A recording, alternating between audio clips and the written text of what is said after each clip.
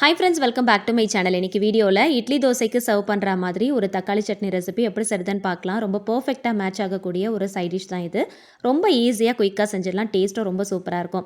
வீடியோவை பார்க்குறதுக்கு முன்னாடி சேனலை மறக்காமல் சப்ஸ்கிரைப் பண்ணி வச்சுக்கோங்க. பக்கத்தில் இருக்கிற பெல் ஐக்கனையும் கிளிக் பண்ணிக்கோங்க. அப்போ தான் நான் போடுற வீடியோஸ் எல்லாமே உங்களுக்கு நோட்டிஃபிகேஷன் வரும். நீங்கள் மிஸ் பண்ணாமல் பார்க்கலாம். இதை செய்யறதுக்கு கடாயில் கொஞ்சமாக நல்லெண்ணெய் ஊற்றிக்கோங்க. நல்லெண்ணெயில் செய்யும் போது டேஸ்ட் ரொம்ப நல்லாயிருக்கும். ஒரு டேபிள் ஸ்பூன் உளுத்தம்பருப்பு, ஒரு டேபிள் ஸ்பூன் துவரம்பருப்பு, அரை டீஸ்பூன் ஜீரகம், ஒரு சின்ன துண்டு தேங்காவை பொடியாக நறுக்கிட்டு சேர்த்து நல்லா வதக்கிக்கோங்க. இதில் ஜீரகம் சேர்த்துருக்கிறதுனால சீக்கிரமாக பொரிஞ்சு வந்துடும். ரொம்ப கசப்பு தன்மை கொடுத்துடக்கூடாது. ஸோ அதனால் கொஞ்சம் நேரம் வதக்கிட்டு ஒரு 10லேருந்து 15 போல் சின்ன வெங்காயத்தை பொடியாக நறுக்கி சேர்த்துக்கோங்க. சின்ன வெங்காயத்தில் செய்யும் போது டேஸ்ட் ரொம்ப நல்லாயிருக்கும். அப்படி இல்லைனா பெரிய வெங்காயம் கூட நீங்கள் சேர்த்துக்கலாம். பெரிய வெங்காயம் சேர்க்கறதா இருந்துச்சுன்னா ஒரு பெரிய வெங்காயம் சேர்த்துக்கோங்க. ஒரு கொத்து கருவேப்பிலை சேர்த்துக்கோங்க. கருவேப்பிலை சேர்க்கறதுனால நல்ல டேஸ்ட்டாக இருக்கும். ஓரளவுக்கு வதங்கினதுக்கப்புறம் ஒரு அரை டீஸ்பூன் அளவுக்கு இஞ்சி பூண்டு பேஸ்ட்டும் கொஞ்சம் போல் கல் உப்பு சேர்த்துக்கலாம். சேர்த்துட்டு நல்லா வதக்கிக்கோங்க. இது ரொம்ப நேரம் வதக்கணும்னு அவசியம் இல்லை. ஓரளவுக்கு கண்ணாடி பதம் வர அளவுக்கு வதக்கினா போதும். வதக்கிட்டு மிக்ஸி ஜாரில் சேர்த்து அரைக்க தான் போகிறோம். அதனால் கண்ணாடி பதம் வர அளவுக்கு வதக்கினா போதும். 3 மீடியம் சைஸில் இருக்கிற தக்காளி பழத்தை ரஃபாக சாப் பண்ணிட்டு சேர்த்துருக்கிறேன். நான் சேர்த்துருக்கிற தக்காளி பழம் கொஞ்சம் புளிப்பாக இருக்கும். அதனால் நான் புளி சேர்க்கல. நீ நல்ல இனிப்பாக இருக்கிற தக்காளி பழமாக சேர்க்குறீங்க அப்படின்னா ஒரு சின்ன துண்டு புளி சேர்த்துக்கோங்க. ஒரு 1/4 ஸ்பூன் அளவுக்கு பெருங்காயத்தூள் சேர்த்துட்டு வதக்கிக்கலாம்.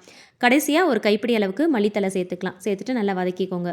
ஓரளவுக்கு வதக்கிட்டு இதை நல்லா ஆற வச்சுட்டு அதுக்கப்புறமா மிக்ஸி ஜாரில் சேர்த்து அரைச்சிக்கலாம். அரைக்கும் போது கொஞ்சம் குறைன்னு அரைச்சிக்கோங்க. ரொம்ப நைஸாக அரைச்சிட வேண்டாம்.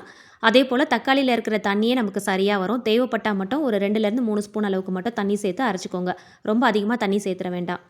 இந்த சட்னிக்கு சிம்பிளாக ஒரு தாளிப்பு போட்டுக்கலாம். கடாயில் கொஞ்சமாக நல்லெண்ணெய் ஊற்றி சூடானதும் கடுகு, உளுந்து, ஜீரகம், காஞ்ச வத்தல், கருவேப்பிலை சேர்த்து நல்லா பொரிஞ்சதும் சட்னியில் சேர்த்து நல்லா மிக்ஸ் பண்ணிக்கோங்க. இட்லி தோசைக்கு எப்பயுமே தேங்காய் சட்னி, சாம்பார் இந்த மாதிரி மட்டுமே செய்யாமல் இந்த மாதிரி கொஞ்சம் டிஃப்ரெண்ட்டாக தக்காளி சட்னி செஞ்சு பாருங்கள். எல்லாருமே செய்கிற தக்காளி சட்னி தான், ஆனால் கொஞ்சம் டிஃப்ரெண்ட்டாக செஞ்சு பார்த்தீங்கன்னா டேஸ்ட் ரொம்ப நல்லாயிருக்கும். செய்யும் போதே நல்ல மணமாக இருக்கும். டேஸ்ட்டும் ரொம்ப சூப்பராக இருக்கும்.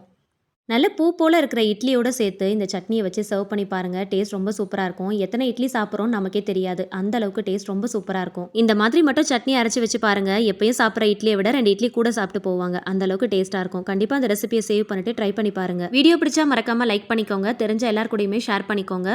கண்டிப்பாக ட்ரை பண்ணி பாருங்கள். நான் அடுத்தடுத்து போடக்கூடிய இந்த மாதிரி சிம்பிளான ரெசிபீஸ்க்கு என்னோட சேனலை மறக்காமல் சப்ஸ்கிரைப் பண்ணி வச்சுக்கோங்க. வீடியோ பார்த்த எல்லாருக்குமே ரொம்ப தேங்க்ஸ். மிஸ் பண்ணாமல் கண்டினியூஸாக வாட்ச் பண்ணி சப்போர்ட் பண்ணுங்கள்.